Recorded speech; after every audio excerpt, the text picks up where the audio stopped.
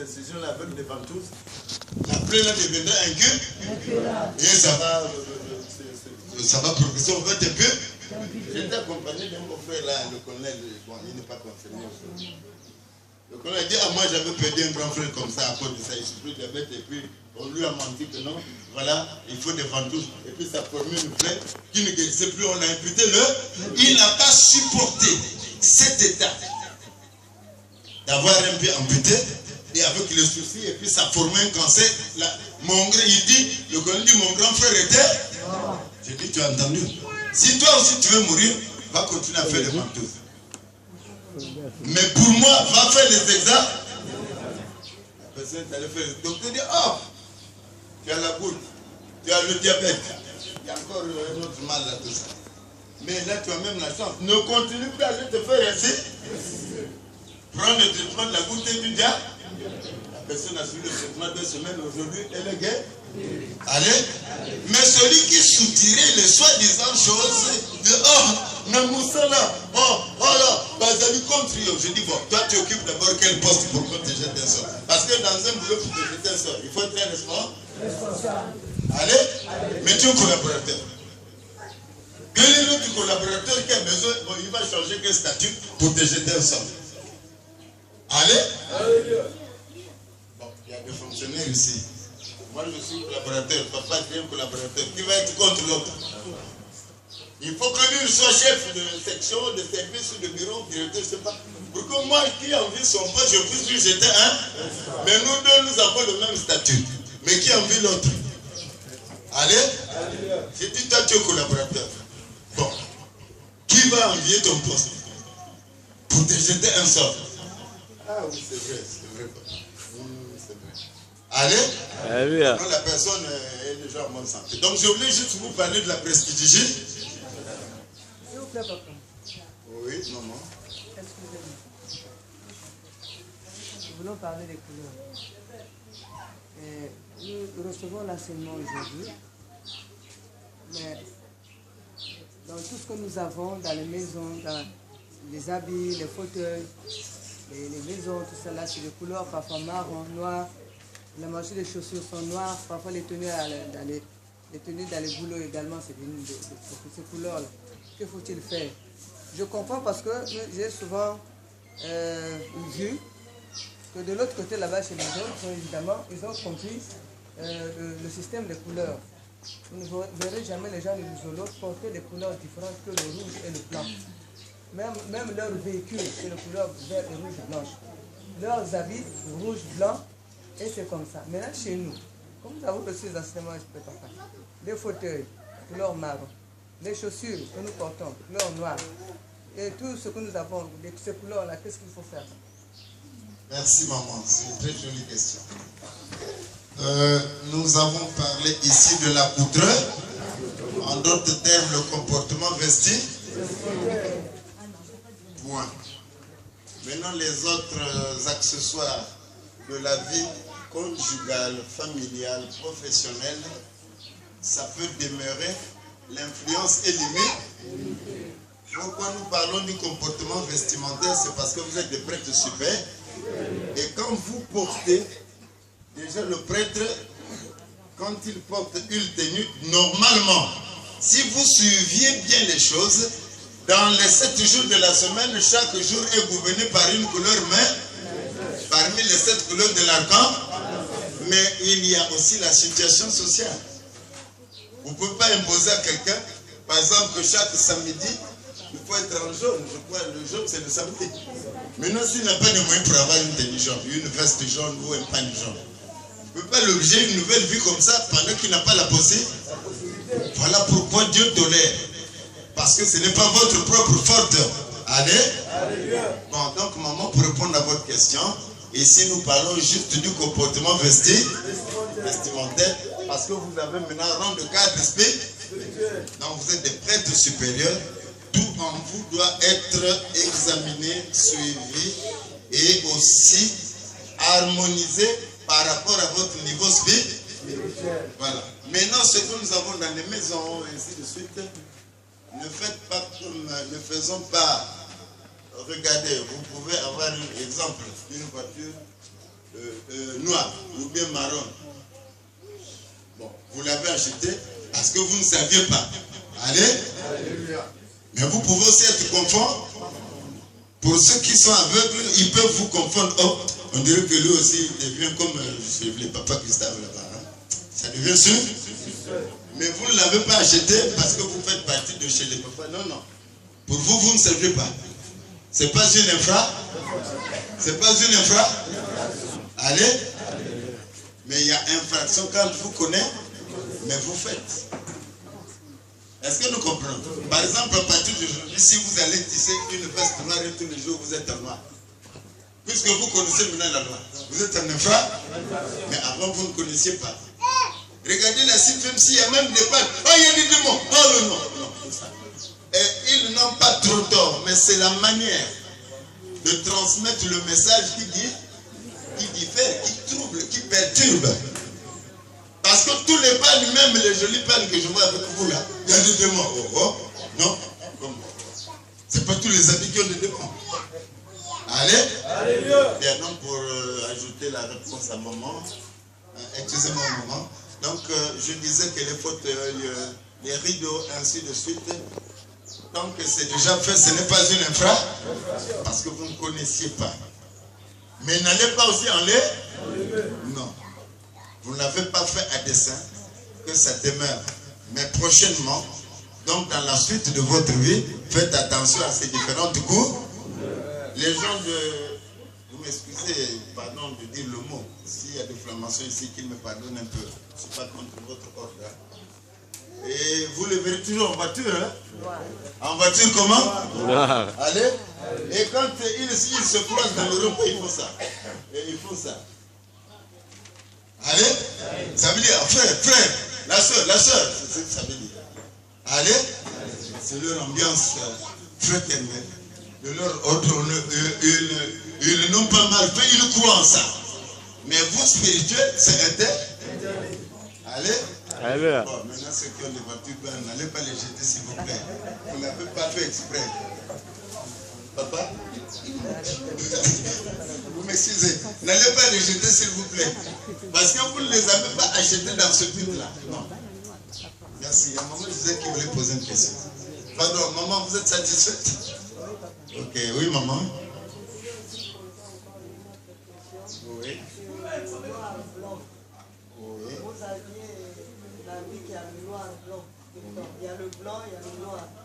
Oui. C'est très bien. La même question revient aussi dans le cerveau pour des personnes qui ont déjà des tenues cousues, des robes de soirée. Pour les moments, je vois, j'écoute souvent rose, soirée, des trucs comme ça. Mais je ne vous dis pas d'aller jeter vos habits, s'il vous plaît. Allez. Et je donne l'enseignement pour dire qu'à partir de maintenant, vous devrez maintenant avoir le 17. Mais ne prenez pas vos valises, allez jeter pour dire ah non, donc ces robes-là, on nous a dit non, c'est pas ce que j'ai dit. Parce que pour les acheter encore, il faut de. Ah non. Tout ce que vous avez déjà, ne jetez pas.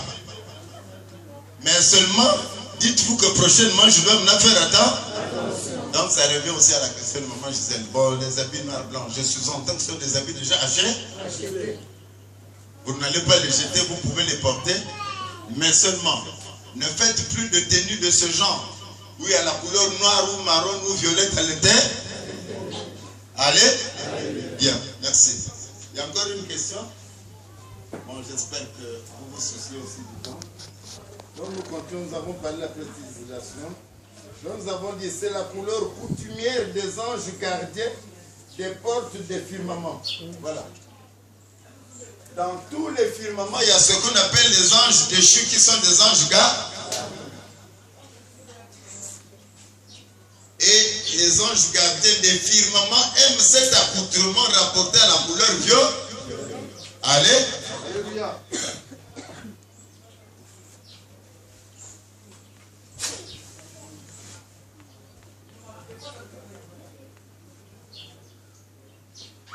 Dans la conclusion, nous disons qu'il est bon pour l'homme de Dieu de régulièrement s'habiller dans un accoutrement rapporté aux 7 couleurs de l'arc-en-ciel. Qui peut nous citer les 7 couleurs de l'arc-en-ciel? Maman Léontine, je crois. Il y a le rouge, le blanc d'abord, le rouge, le jaune, le vert, le rose, blanc, rouge, jaune, bleu, vert, rose. Allez, nous avons suivi, hein? Bien, nous faisons rapidement. Bon, ça, non, c'est prochainement, il y a trop de petits enfants. On allait prendre la leçon sur les 7 catégories de messes. Mais ce n'est pas aujourd'hui, le temps est court, c'est plus tard. Parce que chaque messe obéit à une couleur spécifique. Les messes noires, les messes blanches, les messes rouges, les messes jaunes, les messes vertes, ainsi de suite. Mais on verra ça prochainement. Nous allons rapidement voir quelque chose d'autre aussi. Quelle heure là aussi? Il y a encore le temps.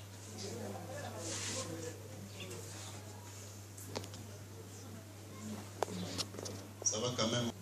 Bon, aujourd'hui, nous avons désiré vous donner quelques recettes sur les soins des différentes maladies qui vous embêtent, pas vous-même, mais surtout les patients que vous recevez dans les différentes localités. En Caï, à Dodisi, à Monsenjo, à Pointe-Noire ou parfois à Brazzaville aussi. Allez? Alléluia. J'ai entendu l'exorcisme. Oui, l'exorcisme. L'exorciste doit avoir la localisation des esprits qui perturbent la santé de la personne ou de la victime.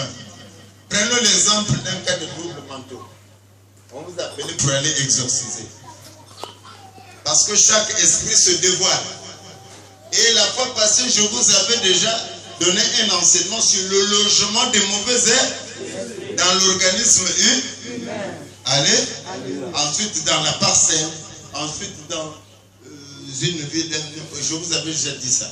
Mais quand vous faites des exorcismes, vous négligez ce détail-là souvent. Dans le corps humain, le mauvais esprit ne s'assoit pas n'importe où. Il a aussi des logements. Allez. Et je vous avais même expliqué que lorsqu'une personne est exorcisée,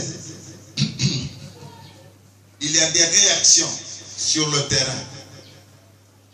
Le mauvais esprit peut sortir quand vous constatez que la personne vomit. En plein exode, le mauvais esprit peut sortir pendant que la personne, vraiment que les mamans m'excusent du terme, fait pipi. Ou la personne fait caca. Ou bien la personne perd connaissance. Ne respire plus bien. Ça dépend.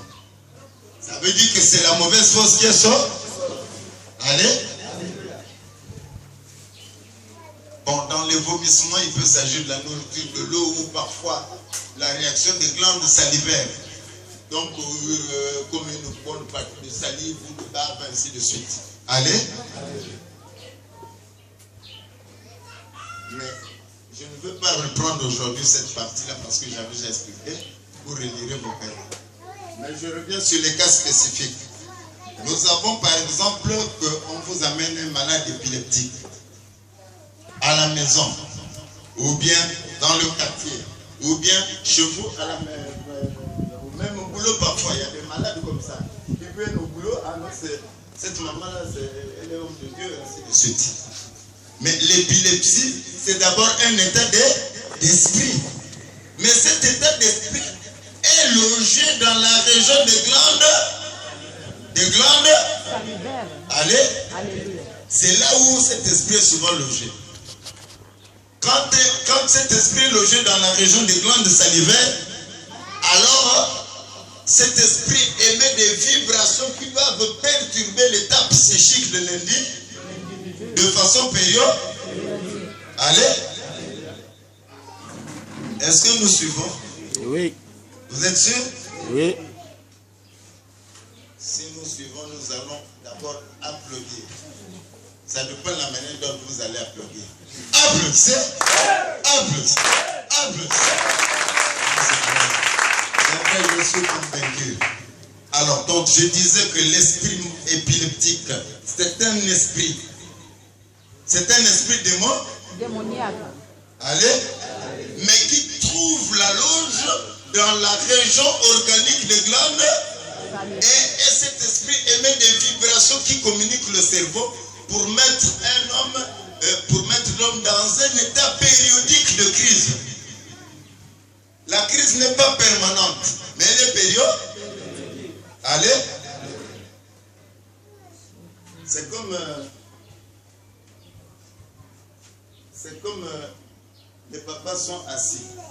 Quand ils sont assis, l'épileptique est tranquille. Mais dès qu'ils vont se lever, alors il y a une vibration qui communique le cerveau et l'état de crise arrive. Allez, quand il y a exorcisme ou tout ça, ça veut dire que cet esprit reprend encore sa position. Allez. Maintenant, comment chasser cet esprit? Comment déloger cet esprit? Il ne suffit pas de faire l'exorcisme. Il faut détruire le logement de cet esprit. Là où il est logé dans l'organisme humain, principalement dans la région de Grande Saline. Mais si vous ne détruisez pas sa loge, le malade peut se calmer. Et quand l'esprit reprend encore force, il y a communication, l'individu retombe dans un état de crise. Allez.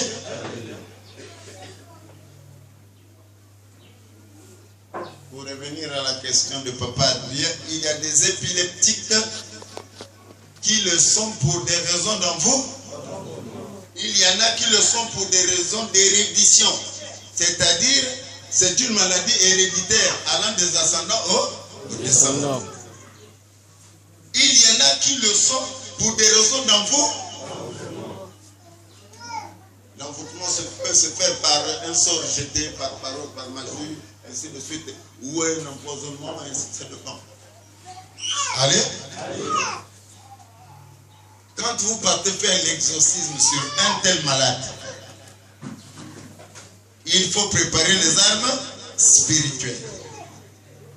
Vous êtes des prêtres supérieurs. Il n'y a pas l'eau bénite, pas l'eau sanctifiée, mais l'eau d'exorcisme. Pas le sel béni, pas le sel sanctifié, mais le sel d'exorcisme. Or, que ce soit l'eau d'exorcisme, le sel d'exorcisme, ce sont des articles, disons, des éléments qui sont bénis combien de fois? 9 fois. Allez, 9 fois. La charge occupe 9 rayons. Vous faites l'exorcisme. Mais quand vous faites l'exorcisme, il faut que ça soit de l'exorcisme fait avec autorité. Parce que pendant que vous exorcisez, l'esprit peut vous contrarier. C'est-à-dire prouver que malgré le travail que tu es en train de faire, moi je dois rester ici. Qu'est-ce que ça veut dire? C'est-à-dire les débuts sont encore plus graves que ça. En 2 ou 3 minutes. Et si vous n'avez pas des assises spirituelles de foi, vous pouvez croire que vous n'êtes pas en train de réussir. Ça va décourager votre volonté, votre psy. Or, l'esprit, quand il peut quitter, ce n'est pas un homme qui dort chez lui. Et puis vous allez lui dire, sortez de chez vous. Dès que vous êtes assis, vous êtes chez vous. Et puis les bandits viennent dire, monsieur, sortez de chez vous. Pourquoi? Désormais, ça devient notre mot. Vous allez accepter. Vous allez vous chama, dire, vous rentrez chez quelqu'un, vous venez vous m'imposer. Ça, c'est chez vous, tout de suite. Monsieur, sortez. Ça devient une discussion. Le mauvais esprit aussi, c'est la même chose. Il ne sort pas dans la tranquillité, dans l'amitié, dans la complaisance. Non. Il doit d'abord vous contrer et essayer de décourager votre volonté. Mais il faut imposer votre autorité en Jésus. Ce qu'on appelle la sommation spirituelle. Allez. La sommation spirituelle. Quand vous faites la sommation, vous lui donnez, vous lui dictez une ligne de conduite parce que c'est un esprit. Et cet esprit n'a pas de valeur lorsqu'il n'abrite pas un corps fait. Allez. Alléluia. Un esprit n'a de valeur que lorsqu'il est assis dans une maison. C'est-à-dire dans un corps fait, c'est comme un homme qui se promène toute la journée, mais il n'a pas où dormir. Est-ce que sa psychologie est stable? Non. Il est malheureux? La journée, là, il est en fait là, en train de se promener, mais quand il commence à faire ça, il commence à penser, où est-ce que je vais dormir? Le marché de Mougadi, là, il y a maintenant de l'eau. Il commence à réfléchir, donc il y a une instabilité morale, parce qu'il n'a pas où d'eau. Le mauvais esprit, c'est pareil. Il n'a de la valeur que lorsqu'il habite un corps physique. Le corps physique, pas forcément un corps humain, ça peut être animal, ça peut être un reptile, n'importe où. Alors, quand vous lui imposez une sommation, il sent que la fureur de l'énergie divine qui sort de vous est en train de le touffer. Comme s'il se trouve dans une fournaise, il est obligé de sortir. Et quand il sort, il faut lui donner une direction. Très souvent, lorsque vous chassez les mauvais esprits, vous ne leur donnez pas la direction. Et puis vous êtes surpris de quoi? Oui, l'autre jour, non, quand tu avais fait l'opération, bien, j'ai bien dormi. Mais, mon frère, ma soeur. Mais 3 jours plus tard, Nengue et Zonga qui me dit, je me suis dit que mais c'est parce que l'exorciste n'a pas donné une direction au mauvais. Allez? Un papa Michel qui dort. Comment on donne une direction à un mauvais esprit?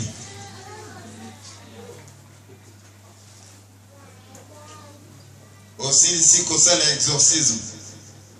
Esprit wanayo bimisi na kati ya moninga anapasi opesa ye direction. Okosala ndenge nini? Maman Denise. Ndenge nini okopesa direction na esprit wana? Maman? On fait la prière de Pardon? Merci. Maman, le midi, on va faire la prière de récupération.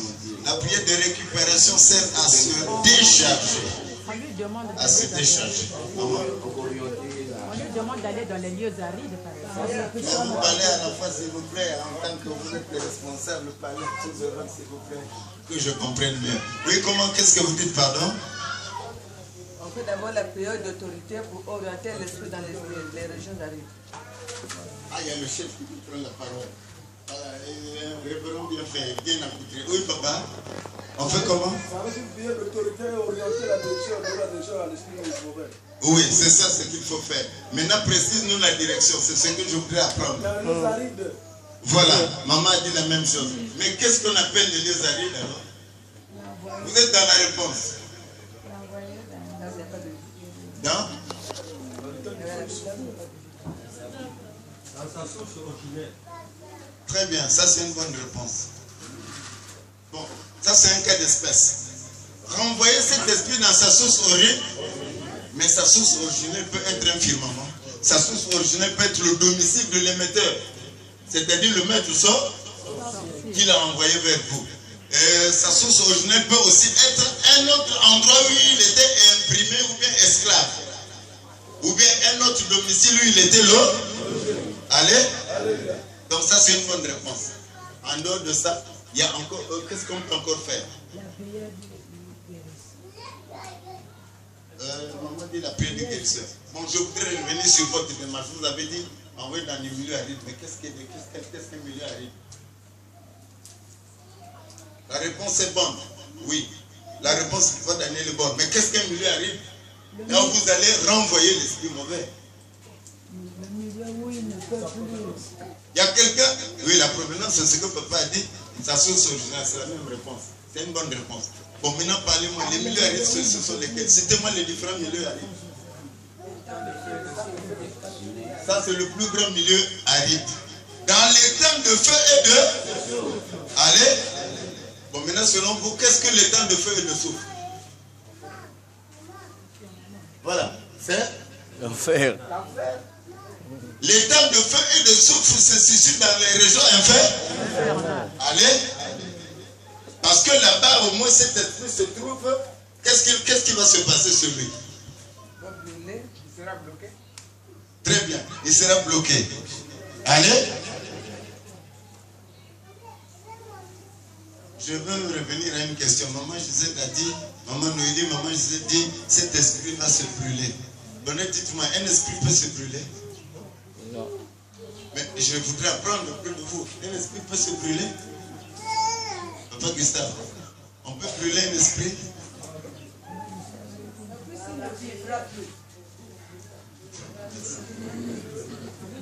Il est neutralisé. Je fais ça pour vous faire comprendre, s'il vous plaît. Est-ce qu'un esprit peut se brûler? Non. Allô? Allez? Allez, on y va. Est-ce qu'un esprit peut se brûler? Non. Hein?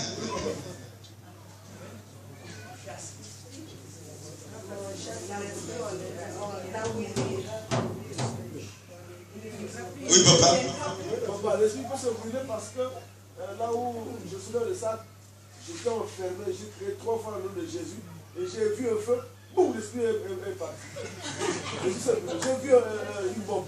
Merci beaucoup, papa. Oui. Lors de l'exorcisme, si on peut ouvrir les yeux, une fois, je me rappelle, nous étions lors de la guerre à Moussonzi. Oui. Peut-être qu'on va connaître. Oui. Exorcisé sur un malade. Oui. Notre petit a vécu la scène. Quand on disait je casse, donc le Kibungu, s'il faut dire, a pris feu.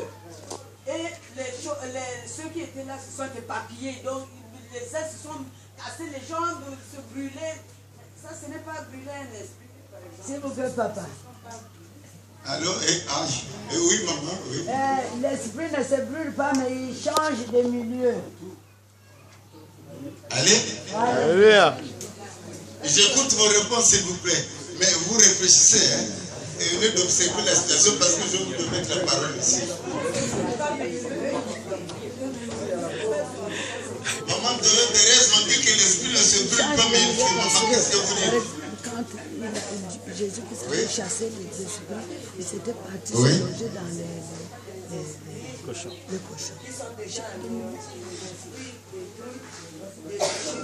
Oui. Il est temps.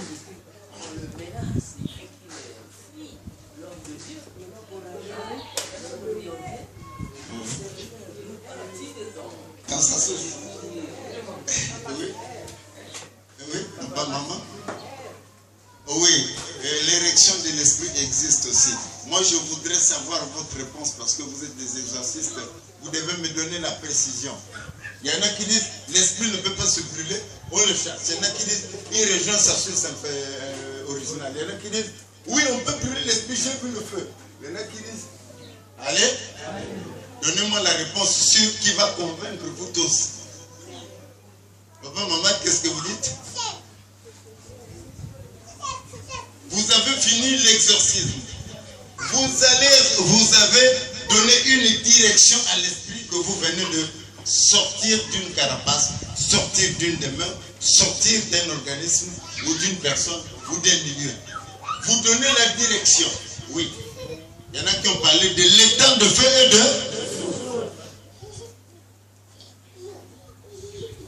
Mais j'ai posé une question.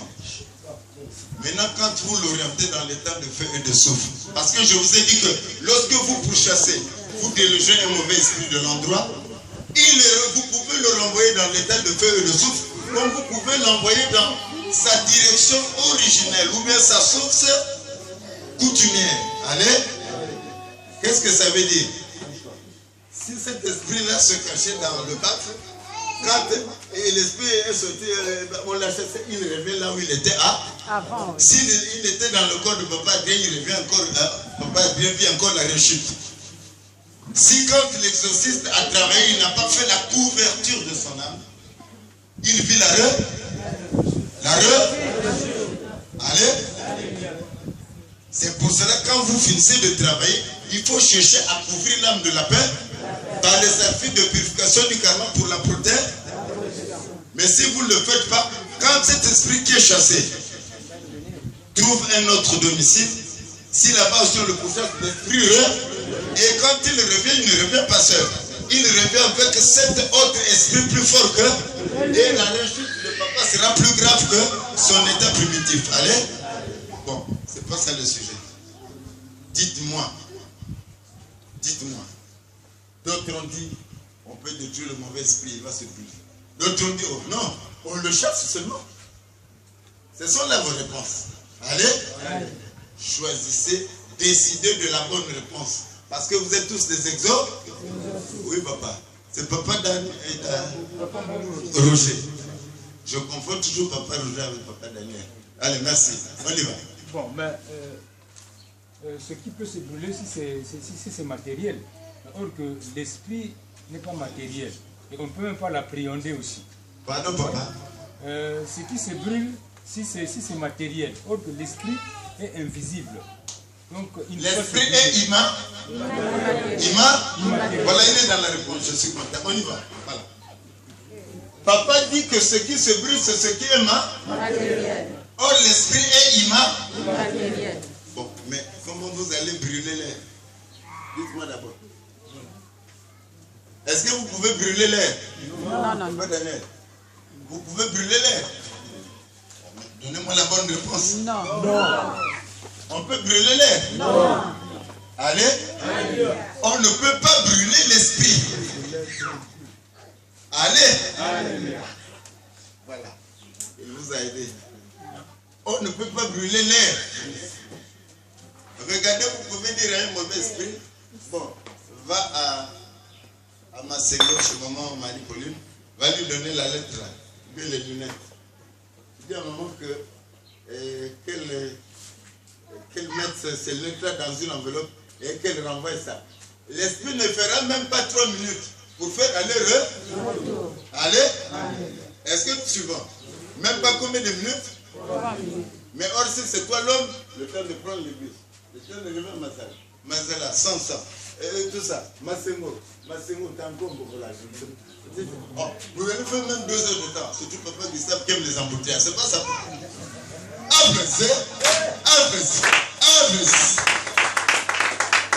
Alors, vous pouvez dire à un mauvais esprit, si vous êtes maître du firmament ou maître sorcier, bon, il est minuit, va à Ngangengolo, tu trouves papa, tu lui donnes la lettre là. J'attends la réponse cette nuit. Oui, papa. Il s'en va. Il rentre. Lui, il n'a pas besoin de clés. Vous perdez du temps à doubler les serrures et tout ça. Ah non, sinon le diable ne va pas rentrer. Bon. Mais lui, il n'a pas besoin de clés. Lui, c'est comme si vous allez dire que l'air ne peut pas rentrer dans la main. Votre vraie couverture, ce n'est pas les serrures ou les vitrines ou quoi. Non. C'est la couverture spirituelle. Allez? Alors, l'esprit rentre, papa, bientôt. Il est au conscient et au courant par le téléphone sans fil que je t'ai envoyé quelqu'un de chez moi. Rends-moi la réponse à la question. Oui, non, c'est complètement. Attends. À la même seconde, il est déjà revenu. L'esprit se déplace avec quoi? Avec quoi? Avec? Allez? Est-ce que nous comprenons ça? Si vous ne comprenez pas, on va arrêter. Si ça vous dépasse, s'il vous plaît. Vous comprenez, hein? Vous comprenez? Regardez, lorsque, je vais vous donner l'exemple de la mort. Lorsque quelqu'un meurt, vous êtes à la mort. Pour ceux qui voient, vous verrez que le défunt est debout. Maman m'arrive, hein, papa? Bon, mais regarde, ils n'ont pas bien mis ma cravate. Hein? Je dis à maman que ma cravate, quand vous habillez le corps, je dis, ma cravate là est mal attachée. Allez? Mais elle ne me voit pas, mais moi je. Allez? Et pour que le défunt qui vient de mourir, pour rentrer dans la maison, il n'a pas besoin de clé. Quand il fait ça, il est déjà à l'autre corps. Parce qu'il devient quoi? Il devient Il devient Allez? Est-ce que nous comprenons? Il devient tout esprit n'a pas besoin du matériel pour fonctionner. C'est-à-dire pour rentrer et sortir, pour tout ça. Bon, maintenant, comment vous allez brûler l'air? Ça veut dire que votre hypothèse de dire, oui, vous avez vu le feu. Mais voir le feu ne peut pas dire que l'esprit était brûlé. L'esprit était par là, anéanti, pour qu'il ne soit plus apte à continuer à offenser la victime. Allez, dans sa paralysie, son inaptitude, sa faculté d'avoir été touché, il cherche là un autre Domicile. Allez. Bon, mais nous sommes allés un peu trop loin. Alors donc je disais, il faut donner une direction.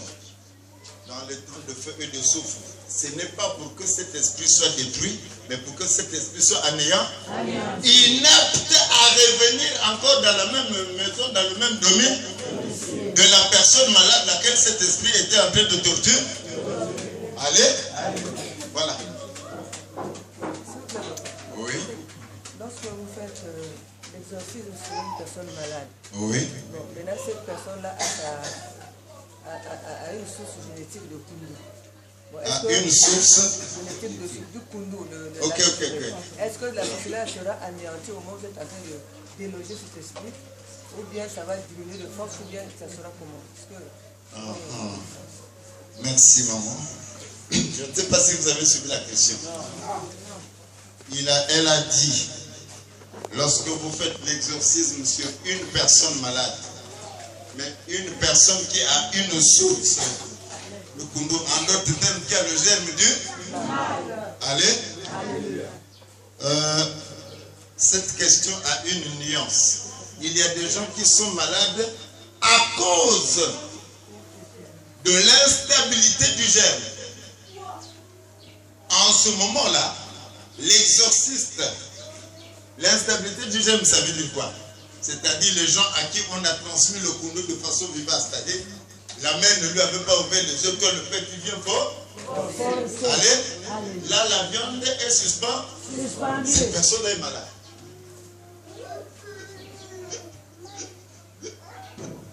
Vous amenez à l'hôpital, vous pouvez mener partout jusqu'à même opérer, il n'y a aucun résultat.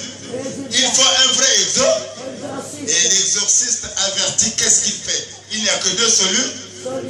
C'est faire un vomitif spirituel pour que la personne puisse voir. Et il met une barrière pour lui permettre de soigner la blessure qui avait déjà commencé à s'ouvrir pour constituer la loge. Ça, c'est une pratique. Tout comme l'exorciste fait une lotion spirituelle pour faire descendre le... Allez. Pour faire descendre le... Mais il n'enlève pas. Quand il fait descendre le kounou, maintenant il anéantit l'effet. Pour que ça ne nuise pas, puisque regardez, quand vous allez chez le fêteur, il va voir le père. Mais toi, ta femme ne va pas, toi, tu as donné le kounou à l'enfant. Hein? Tu veux voir d'abord ton mari. Pourquoi le fêteur veut voir mon mari? L'enfant là, moi, pour le tenir, il faut que votre mari vienne d'abord. La femme ne comprend pas de quoi il s'agit. Non, le fêteur a dit qu'il faut que vous arriviez. Pourquoi je vais arriver? Il faut d'abord arriver. Faites sortir votre femme. Vous avez un enfant comme ça, vous voulez le gaspiller? Et qu'est-ce que je fais? Mais vous êtes conscient que sa mère ne lui avait pas ouvert les... Pourquoi vous ne savez pas que la loi exige que maman puisse ouvrir les yeux et vous, papa, vous ajoute? Mais vous avez violé la loi directement. Mais l'enfant, le germe est suspend. Alors, il y a deux choses. Il faut que tu sacrifies. Pour que je fasse descendre, le fêteur va vous exiger le sacrifice de quelle manière? Le sang humain. Le sang humain. Pour faire descendre en ce moment, les yeux de l'enfant vont s'ouvrir. En arrosant l'opération par le sang humain. Mais le spirituel va vous... Le vrai spirituel, c'est pas... Il va vous exiger quoi? Quel genre de sacrifice? De purification de quel karma? Allez. Entre perdre de l'argent et perdre encore un membre de la famille, qu'est-ce qui est mieux? Il ne faut pas me mentir. Vous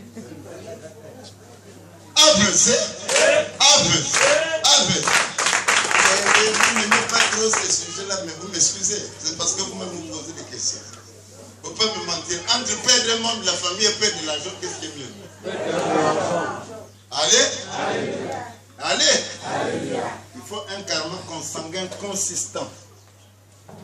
En lieu et place d'une personne humaine. Le Satan exige la personne humaine, mais Dieu exige le guéra. Le guéra, c'est quoi? C'est une monnaie. Allez? C'est la monnaie du Moyen-Âge. Merci. Bon, alors, donc, c'est pour faire asseoir. Mais en faisant asseoir, tu n'as pas enlevé, mais tu anéantis les faits pour que ça ne nuise plus à la santé de la paix. Ce sacrifice-là va servir de pansement pour tranquilliser le placement du gène. Allez? Est-ce que nous comprenons? Oui. La monnaie ancienne, la paix, il y a combien de ça? Le guérin, c'est comme nous disons le CEPA.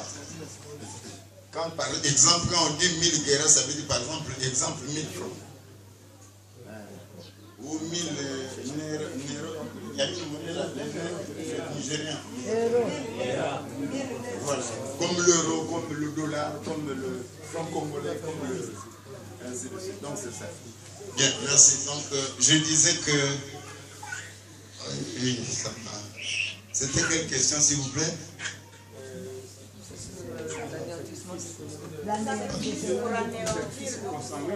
Voilà. Voilà. Alors, il y a quelqu'un qui posait une question. Est-ce qu'on peut enlever le koundou? Le koundou ne s'enlève. Allez. Attention, parce que c'est vous qui exorcisez. Parfois, vous perturbez les familles. Ah, ça, il faut qu'on enlève. Ah, ça, il faut qu'on enlève.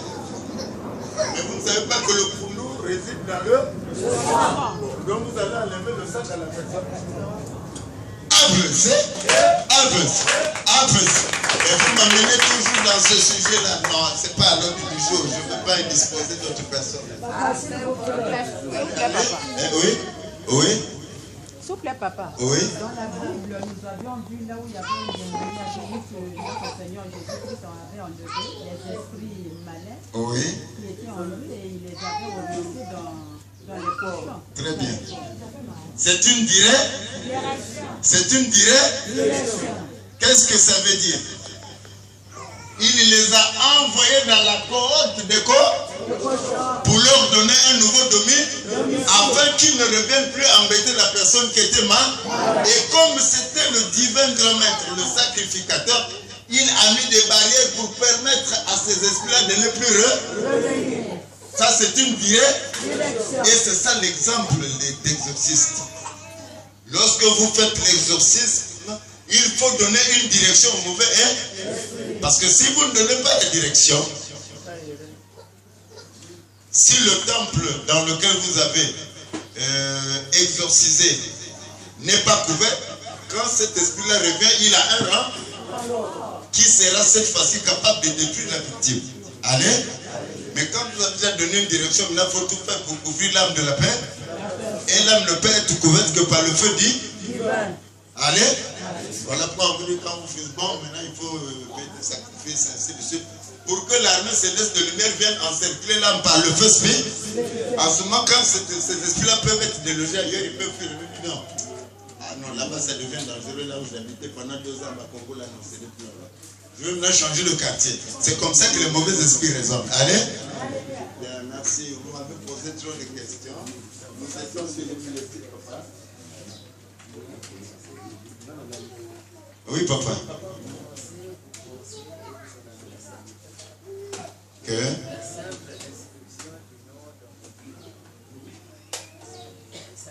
Suivez la question.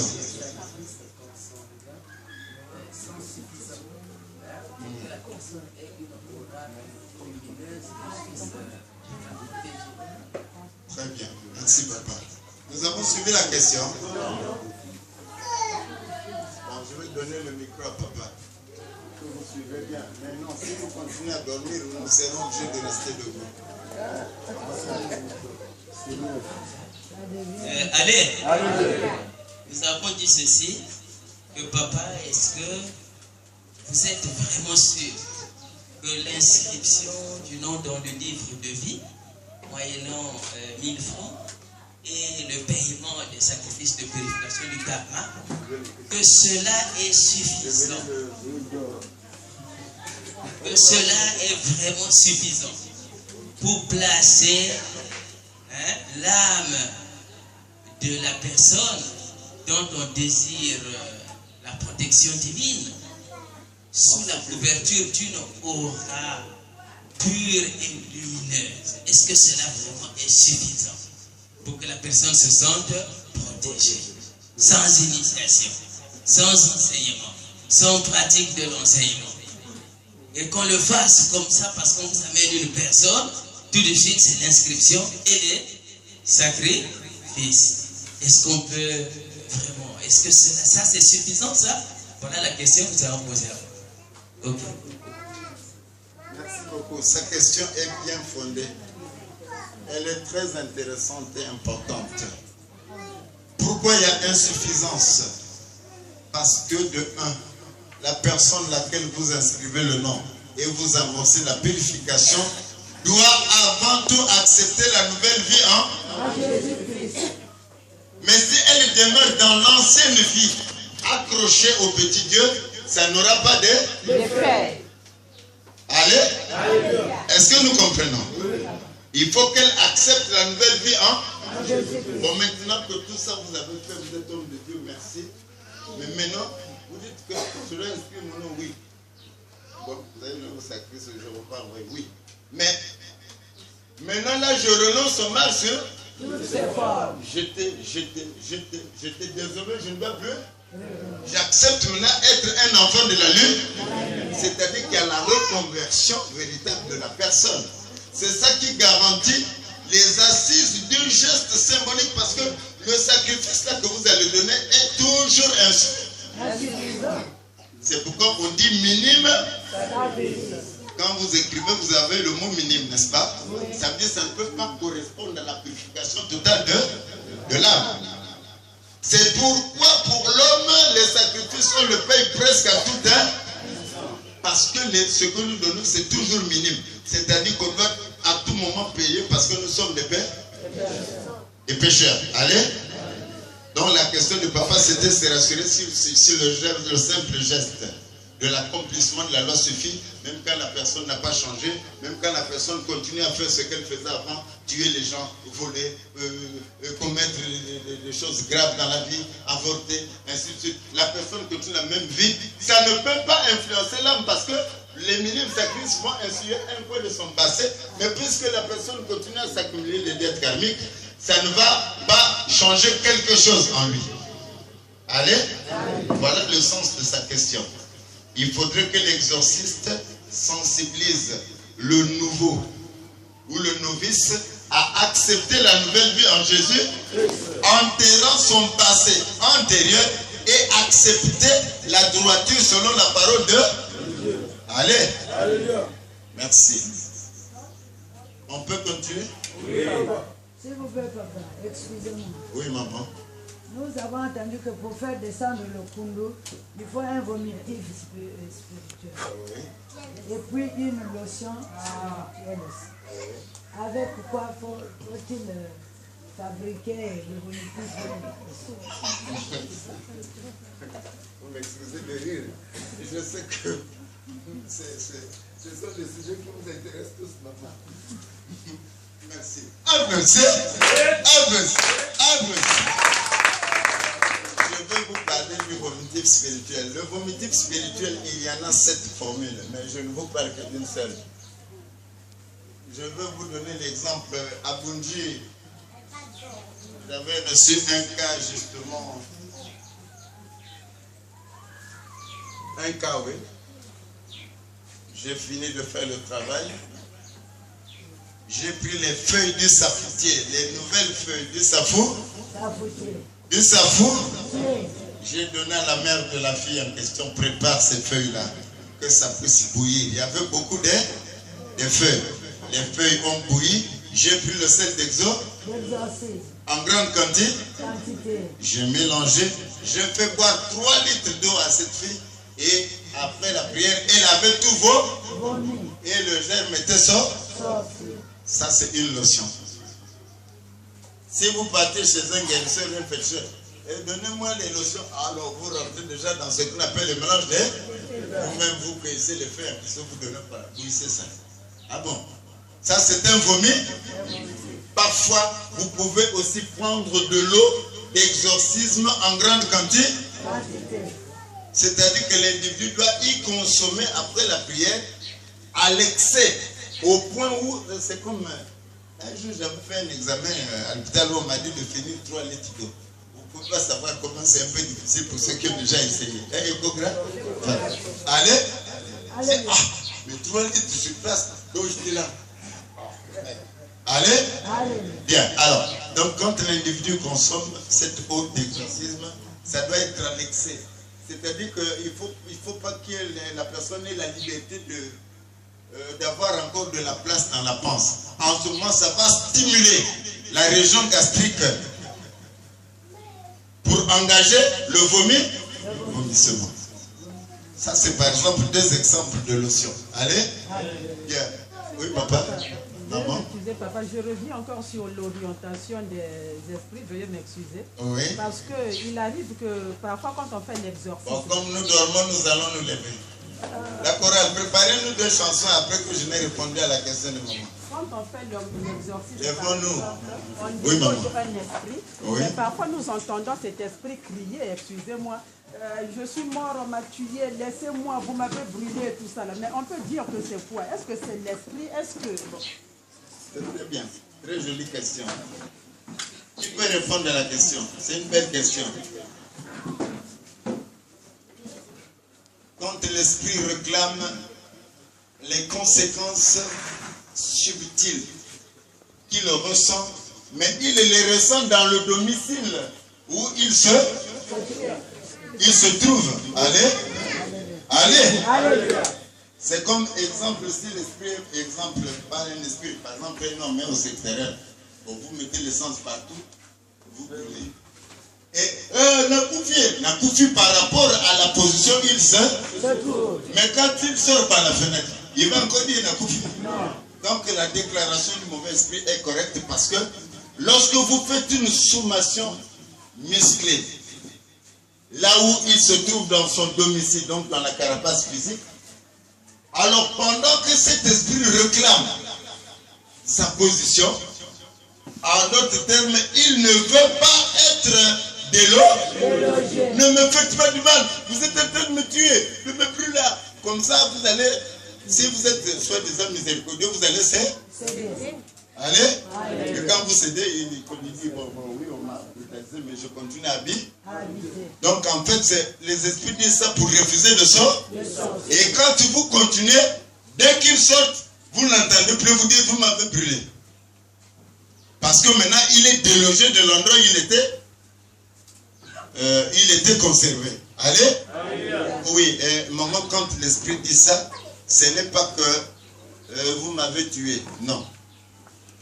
Vous avez simplement dérangé sa position respiratoire subtile, c'est-à-dire son état subtil où il vivait dans l'aisance et que vous venez engager un grand feu. Parce que le feu dont on parle ici, ce n'est pas le feu charnel, mais c'est le feu spirituel qui combat le feu du dragon. Parce que le feu spirituel a la capacité de déstabiliser, de paralyser, d'anéantir le mauvais esprit. Allez. Merci. Donc j'ai parlé de... Mais vous n'avez pas dit à maman Thérèse d'être debout. Je parlais du premier cas. Bon, alors, compte tenu du temps, les autres cas, vous les aurez plus tard. Puisque l'épilepsie a un peu plus de temps. À cause de vos questions, et vous avez raison, vous posez des questions pour comprendre. Allez? Parce que vous êtes tous des exorcistes. Or, on ne peut pas faire quelque chose qu'on ne comprend. Allez?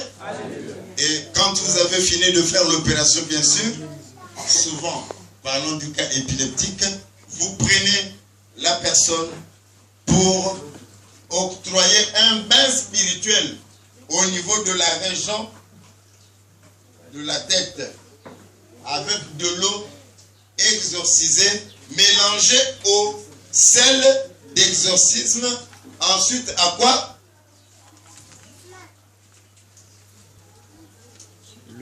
D'abord, si vous comprenez la source de son mal, parce que j'ai bien dit qu'il y a des cas qui sont suscités par l'envoûtement. Il y a des cas qui sont suscités par l'érudition. Allez? Et pour des cas suscités par l'érudition. Ça veut dire que l'érudition vient des ascendants hauts. Mais vous devrez avoir le symbolisme de l'alliance qui garantit le lien entre cette personne et sa parent. Est-ce que vous comprenez? Mais ce lien-là est symbolisé. Le Seigneur a symbolisé notre alliance par quoi?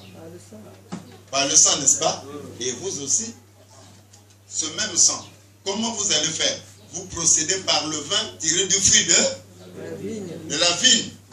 La vigne ferment. S'il n'y en a pas, vous prenez le vin tradit, qu'on appelle le... Allez. Voilà.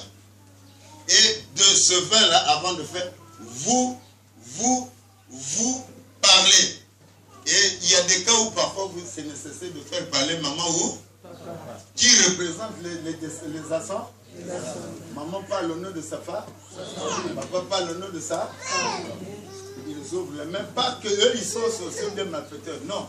Mais parce que ça vient de leur part. Le fruit, là, l'enfant en question porte le sang de papa et de maman. Mais ce sont les parents qui étaient comme ça. De par papa et maman, cette érudition a communiqué l'enfant. Mais pour couper le lien, il faut que maman parle au nom de et papa parle au nom de. En ce moment, vous pouvez réussir à couper le lien. Et quand vous travaillez, l'opération réussit. Allez. Voilà. L'opération réussit. Bon, ça c'est pour les cas d'épilepsie. Et deuxième aspect aussi, toujours pour le même cas, vous soumettez le malade sur une cure spirituelle de 9 jours, 18 jours, 13 jours, la consommation de l'eau d'exo, mélangée au sel d'exo. Quand la personne a soif, vous prenez le gobelet, un gros gobelet, matin, midi, soir, vous lui prescrivez des psaumes de consolidation exorciste, c'est-à-dire des psaumes qui donnent des assises sur son nouvel état, afin de ne plus permettre à la force contraire à l'esprit de rechercher encore son domicile antérieur. Allez? Vous m'excusez un peu pour le français, pour d'autres personnes, pardon. Voilà. Parce qu'un guidement aussi, sinon ça va nous perdre trop de temps. Donc il y a tout ça. Parce que souvent vous avez l'habitude, quand vous avez fini de travailler sur un malade, vous lui laissez maintenant la liberté. C'est-à-dire vous ne lui prescrivez pas un travail personnel. Il s'agit d'abord de sa propre vie. Allez? Il faut que le malade, après votre travail, se sente occupé pendant un certain nombre de jours pour l'habituer à la nouvelle vie spirituelle. Basée sur la foi en Dieu, en Jésus.